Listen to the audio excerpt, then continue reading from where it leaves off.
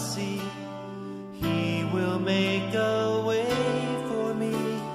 He will be my guide, hold me closely to his side. With love and strength for each new day, he will make a way. He will make a way. Oh, God will make a way where there seems to be no way.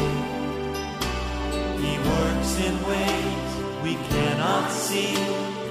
He will make a way for me. He will be my guide, hold me closely to his side. With love and strength for each new day, he will make a way. He will make a way. By a roadway in the wilderness, he'll lead me. Rivers in the desert will I see. Heaven and earth will fade, but his word will still remain. And he will do something new today. Oh, God will make a way where there seems to be no way. He works in ways we cannot see. He will make a way for me. He will be my guide, hold me closely to his side. With love and strength for each new day, he will make a way. He will make a way. By a roadway in the wilderness, you lead me. Rivers in the desert will I see. Heaven and earth will fade, but his word will still remain. And he will do something new today. Oh, God will make a way where there seems to be no way. He works in ways we cannot see. He will make a way for me. He will be my guide, hold me closely to his side. With love and strength for each new day, he will make a way. He will make a way. With love and strength for each new day, he will make a way. He will make a way.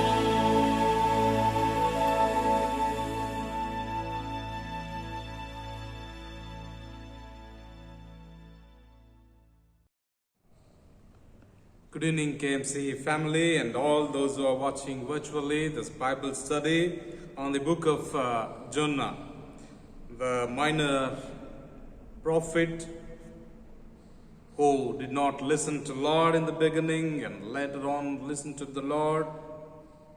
And again later on we see he becomes so dissatisfied and he becomes so arrogant. He becomes so that he questioned God himself. Later on we see Jonah the prophet gone against God's will. And today we will be seeing on the chapter 4, verse from 4 to 11. And dear friends, last week we studied on chapter 4, verse 1 to 3, where we pondered on Jonah's response toward the will of God and Jonah's prayer. And today we will be seeing the same, the risen dead prophet, and we will be focusing on chapter 4, verse from 4 to the end of the chapter up to 11th verse. And here we will be seeing God's response and even the response of Jonah. Before we meditate on the word of God, let us look to Lord in prayer. Let us pray. Our gracious and merciful Father, we know, Lord, you have been so merciful on the Ninevites, and not only on the Ninevites, but also on your prophet, on your servant, Jonah, our Lord. Even today we know that you are merciful and gracious upon us. So we come with a humble heart towards you, Lord. Father, as we beseech you, you give our understanding, you give your willpower. Lord, you make us to understand each and every words that we are going to meditate today.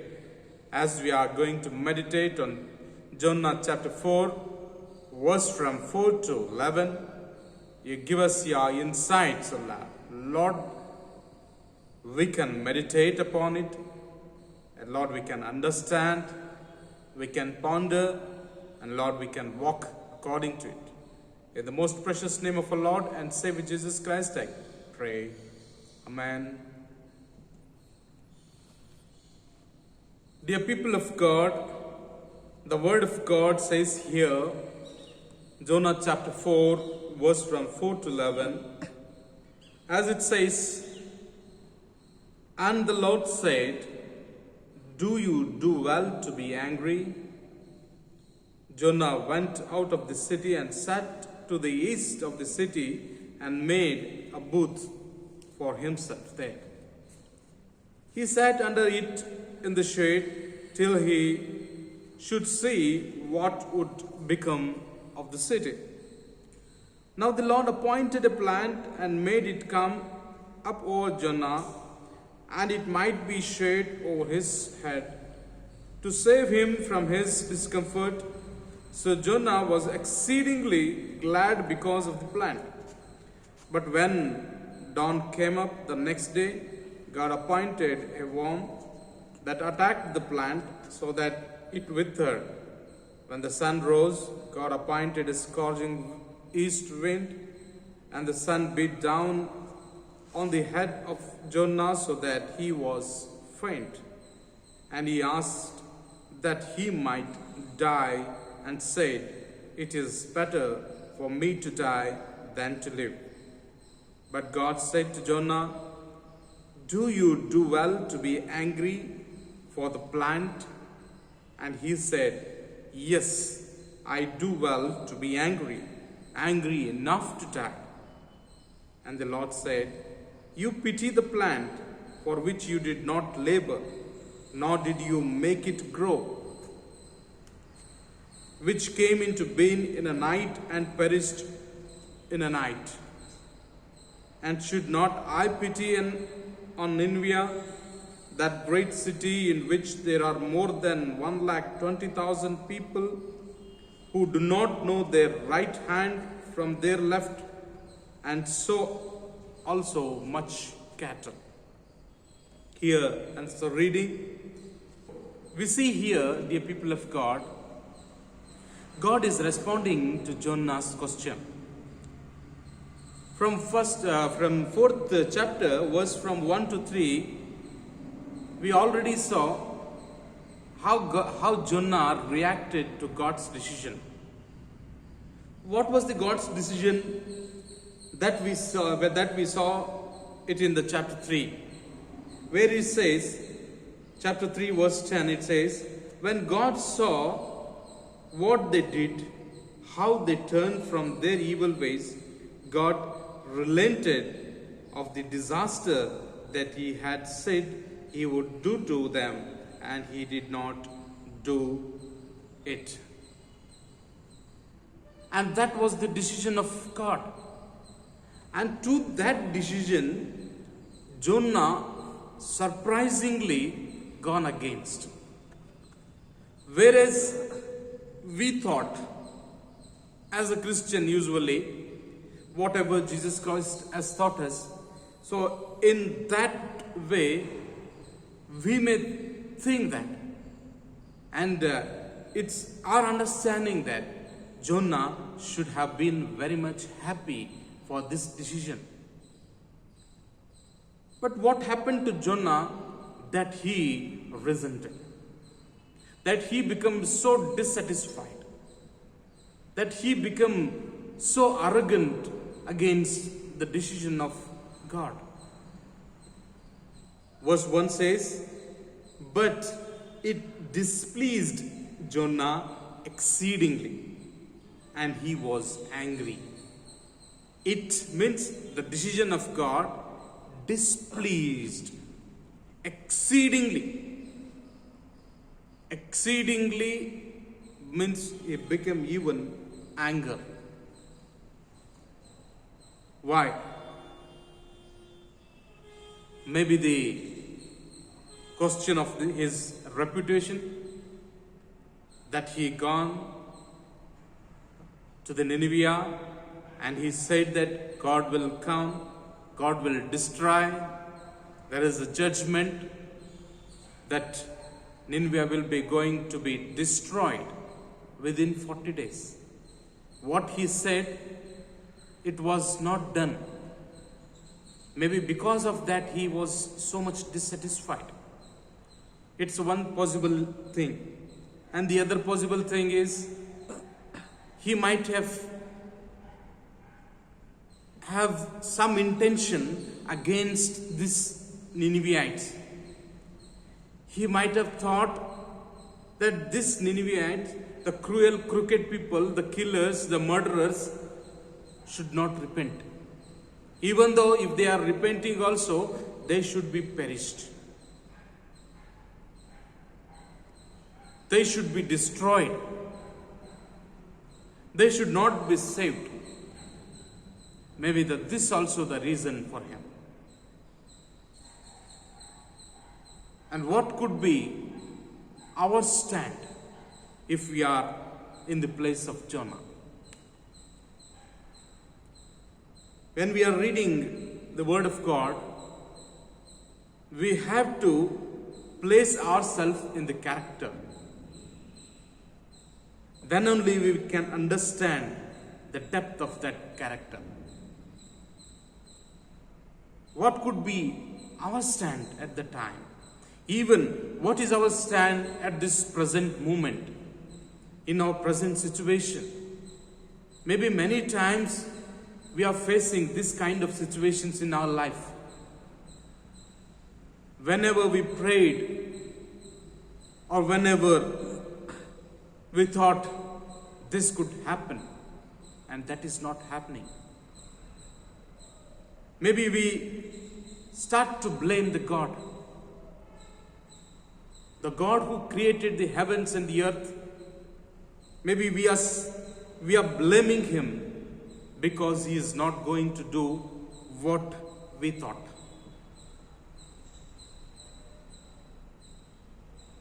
See, here there are two different types of things, as Jonah thought about this one. We should not misunderstand between judgment and revenge. Judgment and revenge. See, these are two different things. What is judgment? The judgment or the battle belongs to God. And God is a God of justice. And God knows how to justify the things. He knows what to judge and how to judge. And he knows every rules.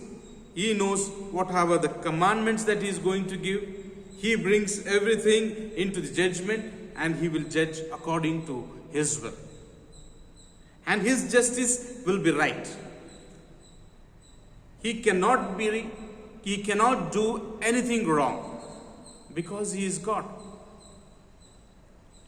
Whatever God does, it's right thing. But we misunderstand, especially here, maybe Jonah is misunderstanding the word judgment. See, when the word judgment comes, he has to look over all the things. Yes, in fact, these Ninevites were very cruel, crooked, and very much sinful people. Because in chapter 1 we see their sinful nature has gone up to the heaven. Means that to that heaven this sinful nature has gone. And maybe because of that one, Jonah is thinking that they will be vanished, they will be destroyed. But later on, what happened? Later on, we see these Ninevites repented. They gave up all those sinful nature. They came before God. They fasted. They humbled themselves. Even the king of Nineveh, he removed his royal robes and put on the slack cloth. What does it mean? He became humble before God. The God whom they did not worship, they came before our God. And because of that humbleness, because of that repentance, maybe God had a mercy upon them. And that is how God gives us justice. Even today, if we take ourselves as an example, let us take a paper and let us start writing how many sins we are doing daily. How many times we are going against God. How many times we are doing the will of God. How many times we are not doing the will of God. How many times we are obeying the word of God and how many times we are not obeying the word of God. And we have to write in our hearts, how is our thought? How is our reaction to others? Maybe it may be to our loved ones or it may be to the others. Maybe like the Gentiles, heathens, and those whom we meet. How is our reaction to them? That we need to think. And in all these things, we put our revenge in place of judgment. When we feel we are good enough, we are doing the will of God, always we are praying, always we are going to church, we are giving our alms, we are giving our tithe, we are praying for so many times, we are praying for others, we are helping the poor and needy, all these things I am doing. And now, how that person is coming against us, how that person whom we have helped is coming against us. And in that, if anyone is against or doing against the will of God, we may think that that person requires judgment. Yes, definitely that person requires judgment. But what if he comes and asks forgiveness to God? What would be our reaction? What is our reaction towards that person? We may think that he should be hanged, that he should be punished. Yes, that is called revenge. And God is not giving, or God is not doing against His will. God is not revengeful. God is merciful. God judges, and God is a God of justice. And let us not misunderstand between these two words, judgment and revenge. And later on in this chapter, we see, in the fourth verse, we see that God questions Jonah's heart. God questions Jonah. And the Lord said, "Do you do well to be angry? Do you do well to be angry? Why you are angry? Is it good to be angry?" He is questioning to Jonah. In fact, if we go deeper in this chapter, when God asks this one, when God asks, "Do you do well to be angry?" And immediately after that verse, Jonah did not speak anything. Jonah did not speak a word there. What he did, he just went. And from 5th verse we see, Jonah went out of the city and sat to the east of the city and made a booth for himself there. He sat under it in the shade till he should see what would become of the city. What would become of the city? See, when God asked him some question, when God asked, "Is it well to be angry? Do you do well to be angry?" And what must be his reaction? He ignored that question, and he thought God will do what he has said. He has said two things. God said, 40 days Ninevites will be destroyed. And other thing, God said, what he wanted to bring, he will not bring. And in these two things, he must have waived it, and he thought, "I will not do what I said, because Ninevites are asking forgiveness. They are humbled themselves. They brought their heart towards me." And because of that weight, God decided not to bring destruction on the Ninevites. But here, Jonah brought the message that within 40 days, you people will be destroyed. And now, he wanted that to be done.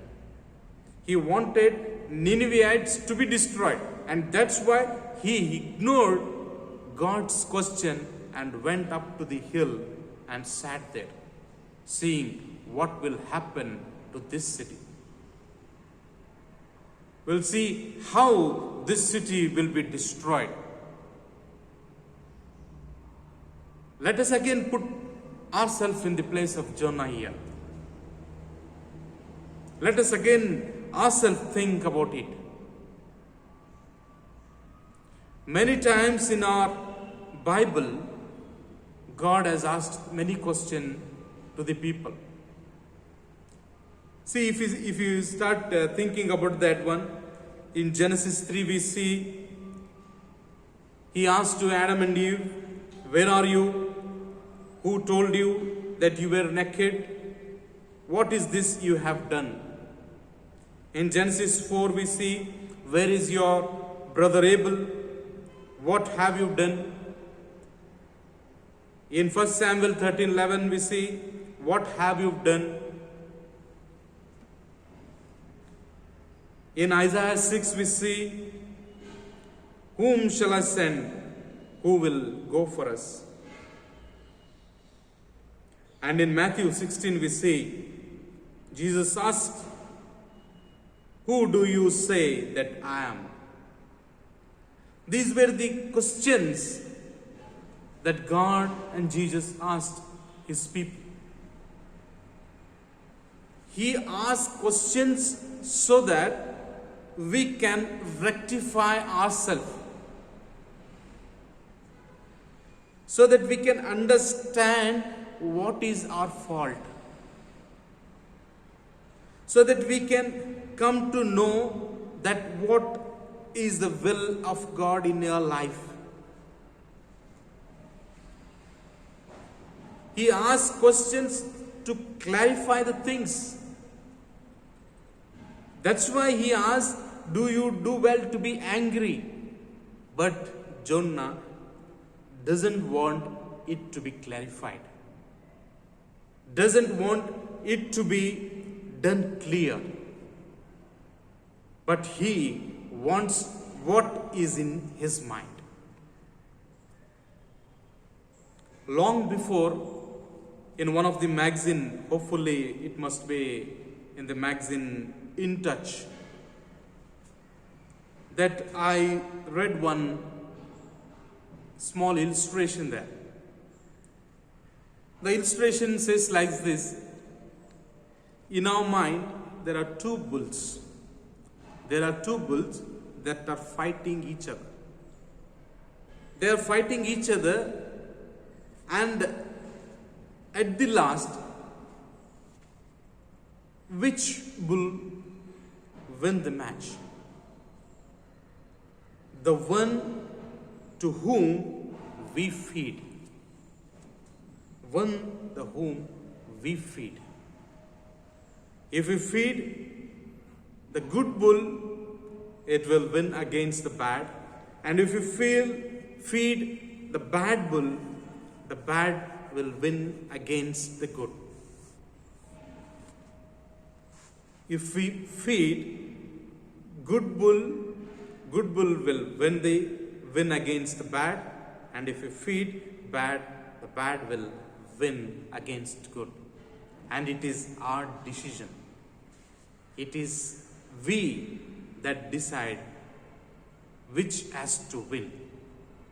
Even here, God is asking something. God is questioning something to Jonah. Do you do well to be angry? No response.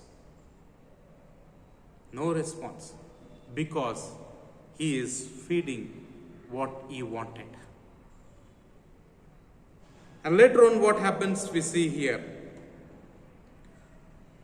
Verse 5th and verse 6th, it says, now the Lord God appointed a plant and made it come up over Jonah.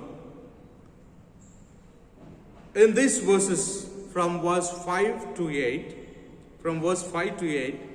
it says, Jonah came from that city, and he sat to the east of the city and made himself a booth there to just get a shade over there, and he started watching over the city, that what will happen to that city. And in 6th verse, we see that the Lord appointed a plant and made it come up over Jonah. Like whatever the shed he made, there was a plant. It grown immediately, and it made a shed over Jonah. And there, that it might be a shed over his head to save him from his discomfort. To save him from his discomfort. Jonah was exceedingly glad because of this plant. Here God is seeing how Jonah is reacting. That's why here God prepares an object lesson. We call this as an object lesson. Many times in our Sunday school, we do like this. Practically, we want some experience. In our theological seminars, also we did like this. Practically, we want to know, we want to experience. If suppose I tie something to my eyes and I become a blind and will walk around and see how blind experience in their life. This is what we say, practical examples. And here even God prepares an object lesson for Jonah. And this is the object lesson. And in 6th verse, we saw God made a plant to come and it became a shade to Jonah. And when it was a shade, when he was totally discomforted, he became very much comforted. Oh, he was exceedingly happy. Exceedingly, in chapter 4 verse 1 we see exceedingly anger, and now he says exceedingly glad. He thought, God is with me. Yes, God is making me to sit here, and God is making me to see how that Nineveh will be destroyed. Maybe that was in his mind and he was very much happy. Again, we will put ourselves in Jonah's place. What will be our condition at that time? Should we become very much happy because of that one?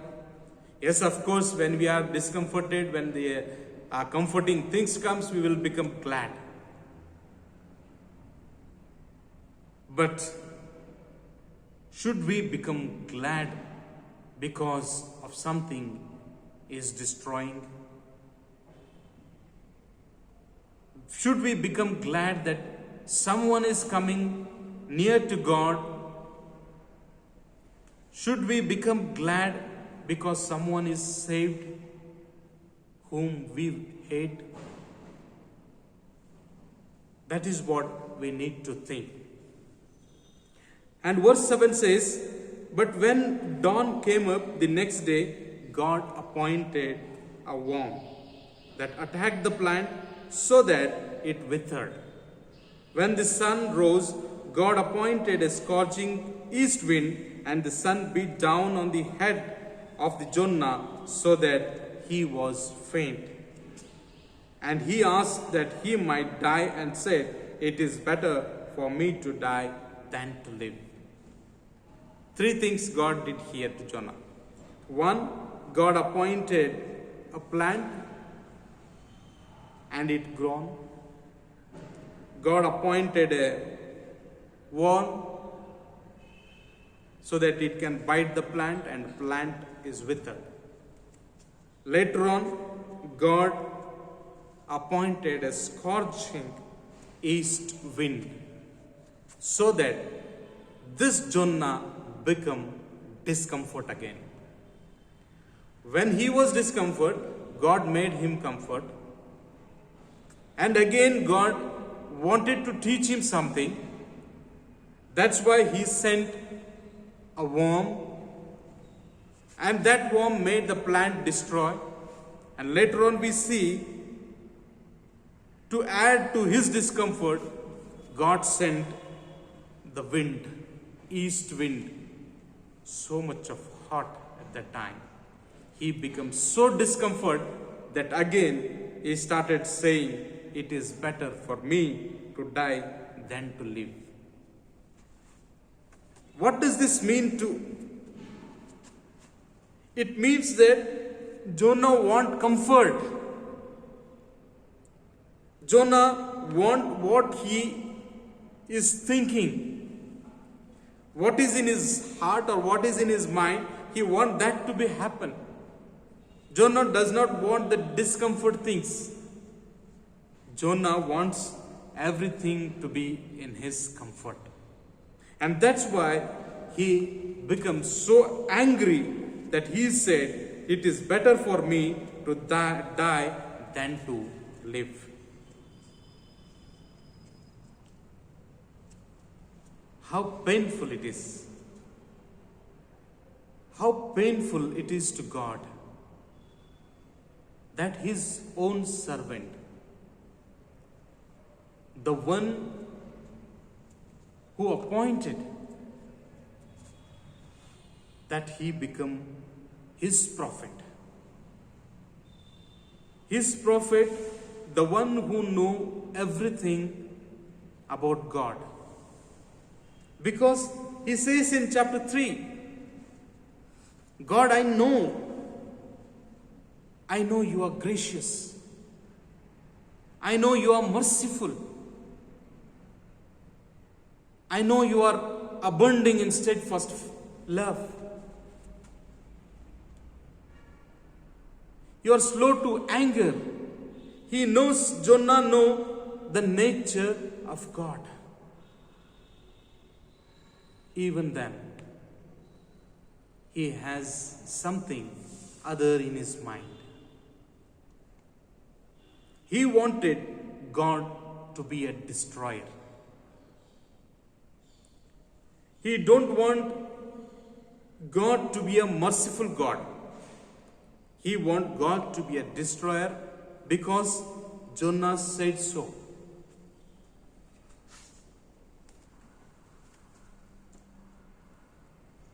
So Jonah was exceedingly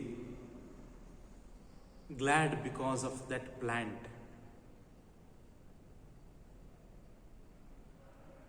When God took the plant and its pleasant shelter away from Jonah, he missed the plant so much that he wanted to die.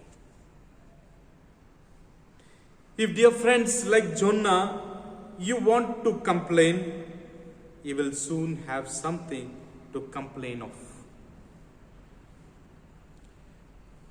People who are resolved to fret generally make for themselves cause for fretfulness. The great Charles Spurgeon said it. Once again I will tell. People who are resolved to fret generally make for themselves cause for their fretfulness. Dear friends, in Deuteronomy 8, verse 5 we see, know then in your heart that as a man disciplines his son, the Lord your God disciplines you. God always wants his people to be disciplined. That's why he teaches in many different kind of things. Here also in Jonah's question, in Jonah's life, God is teaching him.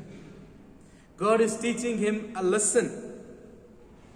Even today, that lesson relates to us.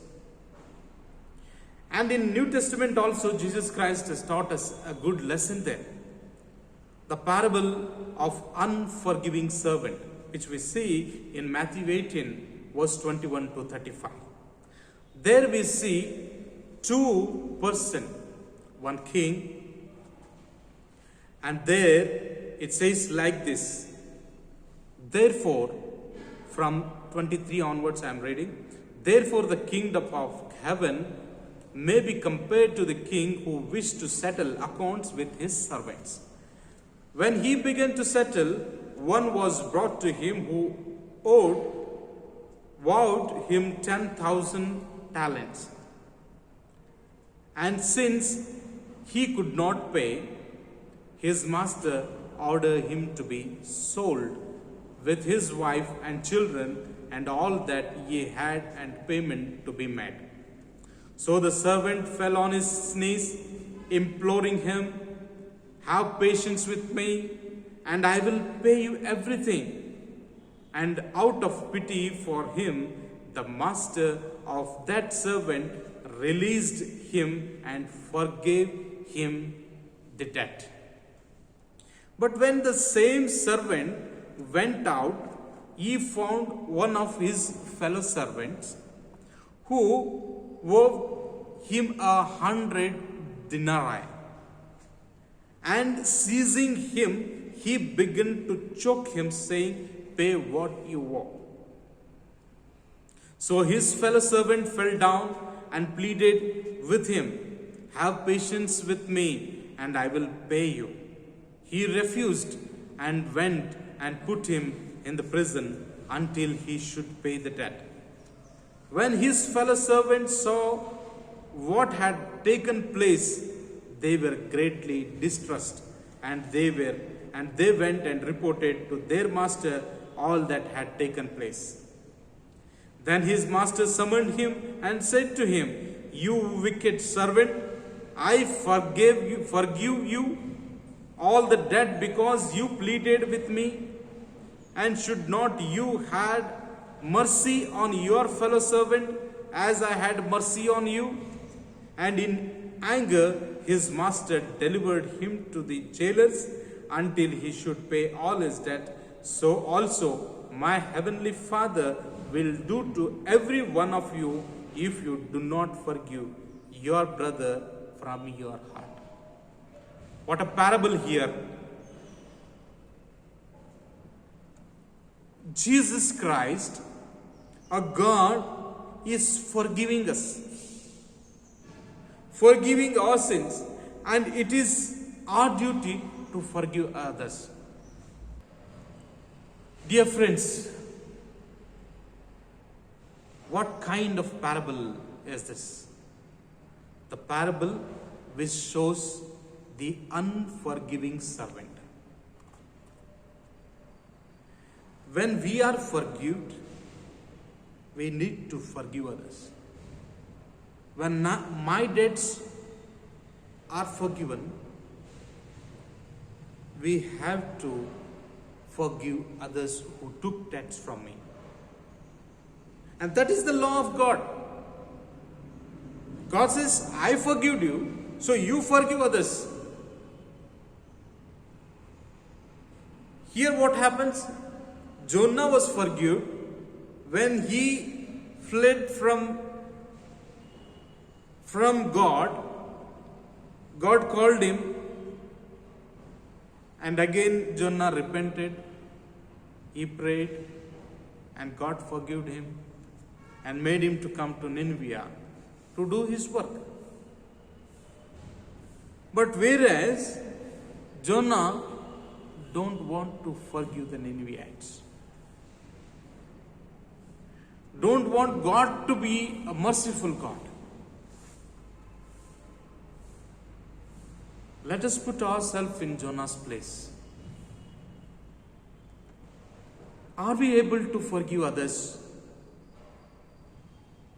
Are we able to forgive those who hurt us? Are we able to forgive those who did wrong to us?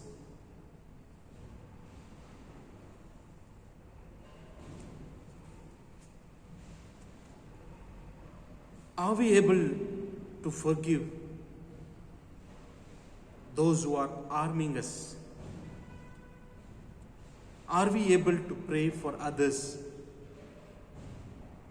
who are hurting us? That we need to think, dear people of God.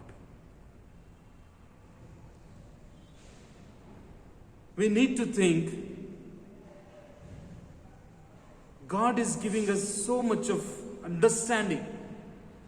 God is giving us enormous His words so that we can understand how to forgive others and what are the plans and purpose of God. We need to think about it. We need to become like a God, the God who forgives, and we need to forgive. Today we will stop here and we will continue the same thing, God's response, for the next week also. Till then, I request each and everyone to study this chapter. Study the chapter of God's response and Jonah's attitude. Put yourself in the place of Jonah and think, what would I do if I was there in the place of Jonah? May God give you enormous understanding. May God help you to understand these words. Let us pray. Our gracious Heavenly Father, we thank you, Lord. We thank you for this day that you have given us this wonderful portion to understand how we are. Yes, so Father, through the life of Jonah, through his attitude, through his reaction, we came to know what we are doing today. But you are merciful. You are so gracious. Your abounding love, your steadfast love is making us strong enough, O Father. And Lord, as you forgive our sins, O Lord, make us to forgive others also.